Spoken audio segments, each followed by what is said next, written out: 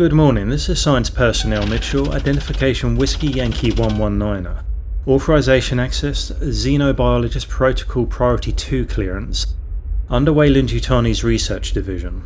I am submitting another routine report on behalf of the company's mandate to provide updates on the ongoing research and testing phase of the alien specimens housed here. The year and month are March 2142. I am currently deployed at Black Site Location 3, Romulus Station, 65 light years from Earth and close to location vector 410, or Jackson Star. Today's audio recording, stamped as Log 107, will cover recent and vigorous blood tests applied to the archive subject and the lab-grown variants. This is part of an effort to analyse in greater detail the overall biology of this species, and to provide further steps in understanding its evolution.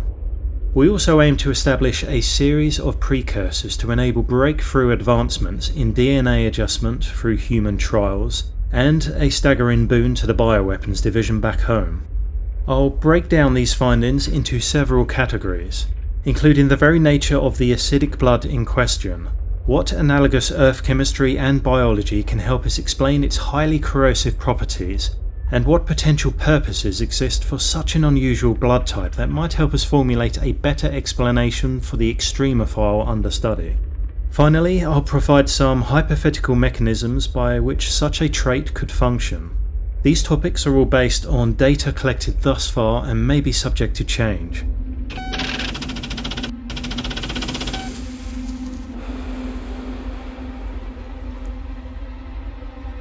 First and foremost, our findings had earlier revealed that blood samples from a living specimen, when surgically extracted, have demonstrated capabilities far beyond the known boundaries of biological plausibility. This discovery was tragically downplayed by the first response team when science personnel Walters was fatally injured when extracting a test sample. Strange, when I inquire into the matter, I'm met with the same goddamn brick wall response of, "The deceased employee's family and loved ones were immediately notified and all matters of compensation have been dealt with, and company policies on health and safety rhetoric have been updated, ensuring the safest working conditions moving forward and so forth. Whatever, I only work here, right? If only they'd taken heed of the Nostromo science report pinged back to headquarters before we lost the vessel, things might have been different for them. However, company deadlines were of the utmost when this thing first arrived in a semi-organic body bag of its own making. What is irrefutable from the accident and subsequent extractions was just how corrosive the specimen's blood is.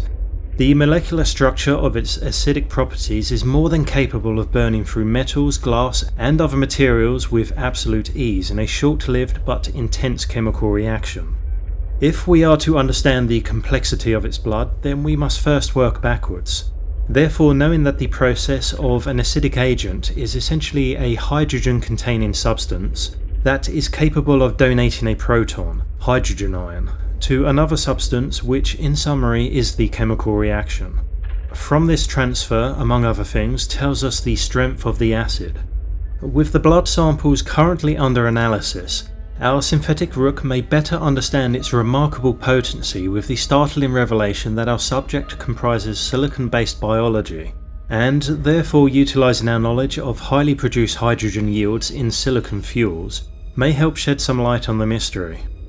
Our most potent superacids, for example fluoroantimonic acid solutions, can protonate almost all organic compounds and some inorganic structures for that matter. Still, to our amazement, this process per unit measures hundreds of billions of times less than I can observe with the specimen's blood samples. This gap in our understanding and the time needed to investigate further is only made more infuriating by the lack of materials able to house the blood before its integrity is compromised safely. Standard containers that store strong acids, such as glass and polymers like Teflon, have proven inadequate. Unfortunately, Teflon's carbon-fluorine bonds, usually highly inert and non-reactive to our most potent acids, start atomically breaking down before the acid can be analysed sufficiently. It has been a race against time when these samples are exposed to the station's air mixture, causing significant electron loss in the oxidization process. It has also proven to be most vexing when large quantities have been required.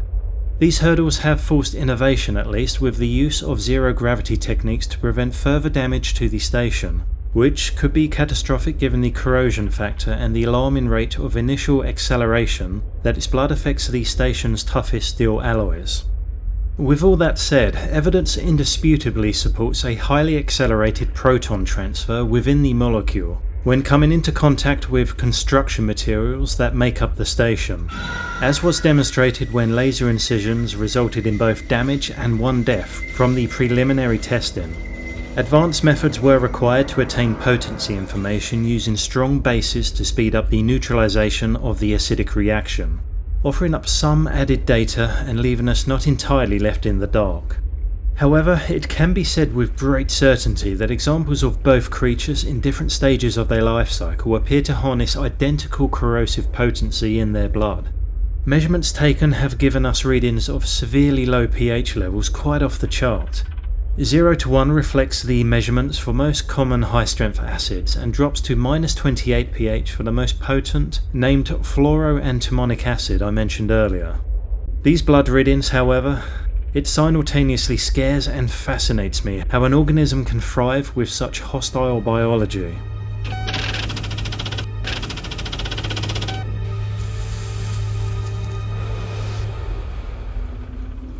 When comparing similar substances found on Earth that could aid our research, we would have to utilize our understanding of industrial acids and certain natural acids produced by organisms or found in extreme environments. Hydrofluoric acid is very corrosive to many materials and is widely used in glass manufacturing, pharmaceuticals, petrochemicals, and many other industries. It can also be found in nature, emitted by volcanoes, and inside stable, insoluble salts. Perhaps more fascinating in comparison is sulfuric acid, which can be observed in certain bacteria types such as Acidithiobacillus and Feroxidans. These were first discovered in sulfuric hot springs and acidic mine drainage, which might help us understand the creature's origin and reasoning for having such great environmental survivability and defense mechanisms. Molecular data may prove to ascertain the potential range of planetary hostility from which these species might have evolved. If I were to guess, it would most likely be a highly acidic environment with very high temperatures. Just as a side note, I also have some thoughts on that. For the time being, will remain off the record until we know more. It pertains to the sheer perfection of these specimens and their almost biomechanical form that feels unnatural in design. Perhaps some interference from the extracted black non-Newtonian pathogen we've named Z01. I can only wonder whether this interference was naturally occurring or intelligent by design. Still, these substances' remarkable ability to pull energy and matter from seemingly nowhere forces us to re-evaluate our understanding of chemistry and zero-point energy as a whole. I refuse to place my career in jeopardy with speculations that may cause me embarrassment down the line, however, so I'll keep these thoughts to myself for now. It is also important to mention that human stomach acid has a pH of around 1.5 to 3.5. In contrast, the bird of prey back on Earth named a vulture has even more vital digestion acids to dissolve carrion and kill pathogens. Certain microorganisms, also known as extremophiles, found in hot springs or sulfur vents, can survive in environments with a very low pH. However, even though they don't have acid for blood, they can produce or tolerate acid in their environments. These highly studied topics on Earth have tremendous implications as we progress and may help shed some light on the xenomorph's evolutionary origin, in what could only have been an extremely aggressive habitat. What was undoubtedly our most shocking discovery when first testing remains from Subject A was the astonishing revelation that all components such as its exoskeleton, teeth, saliva, blood vessels and organs appear to be silicon-based. This unexplained phenomenon ironically helps illustrate how the creature can protect itself from the strong acids they use as blood. It may also suggest absolute immunity from organic threats such as pathogens. The only life form on Earth that vaguely resembles silicon-based life is named a diatom, which is a single-celled type of algae or plankton. Although they are not entirely silicon, their cell walls are made of pure silica, housing an anatomy of simplistic carbon structure safely within.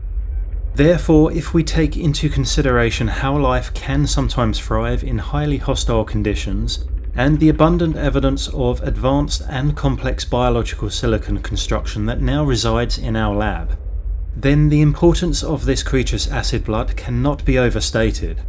The acid could be beneficial in multiple ways. This trait would provide a robust defense mechanism, aid in environmental adaptation, and play a crucial role in its metabolism and self-repair processes, all of which would enhance its survival and predatory capabilities in various hostile environments, including the vacuum of space.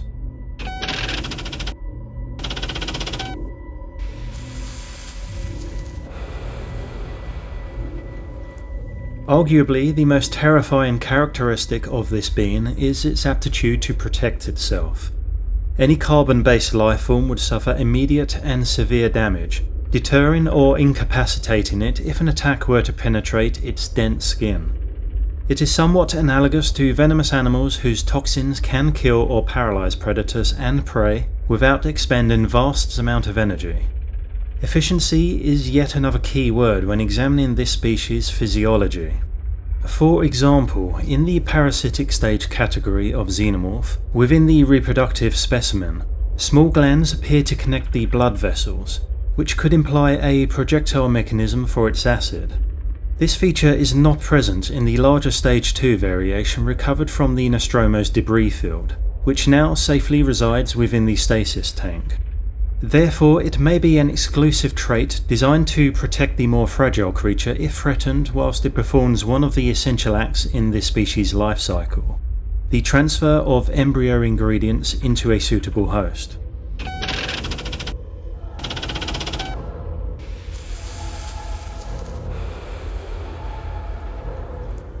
The acid must also serve an internal function, feasibly aiding in the breakdown of ingested food.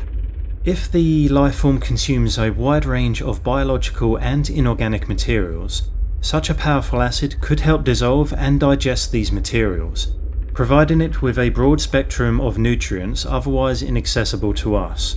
After all, this organism's metabolic processes would be quite different from those of carbon-based life.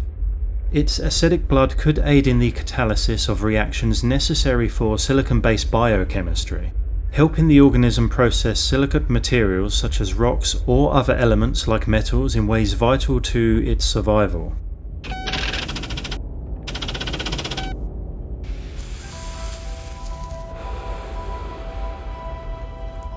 At first glance, or perhaps void of the limited knowledge that was fed to us by higher-ups regarding events on board the Nostromo, one might incorrectly assume that the biology of this creature solely relies on sand for its dinner.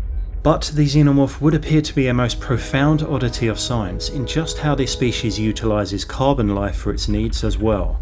Whether it can digest organic matter as implied from data contained in the Nostromo report remains unknown until we have acquired authorization to progress to the next life cycle phase using the creatures now safely stored in incubators.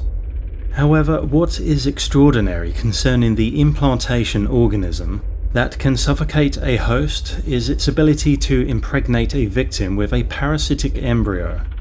The details described by Nostromo science officer Ash chronicled the embryo as thriving inside one of the crew members during its gestation period without needing silicon or inorganic foods.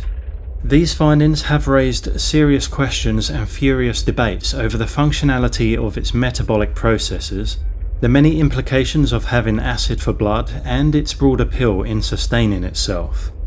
It is also up for debate just how much, if any, the lifeform can possess biological traits from its parents, if we call it that.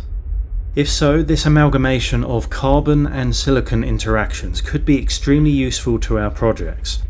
Yet again, my mind gravitates to the origin of these extracted compounds and how much of a part this complex extracted formula played in the existence of this creature. Damn it, if they just let us back in the derelict discovered on Acheron within the Zeta 2 Reticuli system, all of our answers could be there within that alien ship. If I can finalise the proceedings here, a promotion just might get me that ticket.